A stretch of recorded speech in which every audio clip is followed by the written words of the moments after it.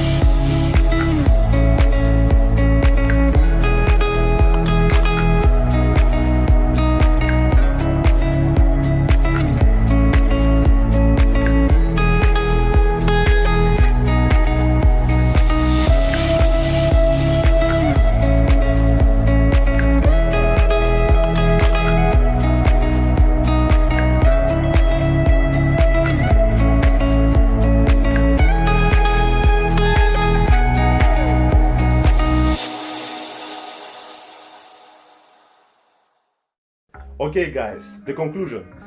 The product is good, but it have one minus. What I didn't like in this desk, you need to know. Let's come here. Look here, guys. Here the desk is good quality, everything good, but it's little bit tiny, like it's slim. We need I like to have like some space here, because if you're gonna put your hands, you know, your monitor is near you, you don't have space here. Even if you're gonna put monitor up on the wall, it's gonna be like this. That's why I think like you need a little, I wanna have little bit more space. You have the storage here. I like the storage. Look here and here.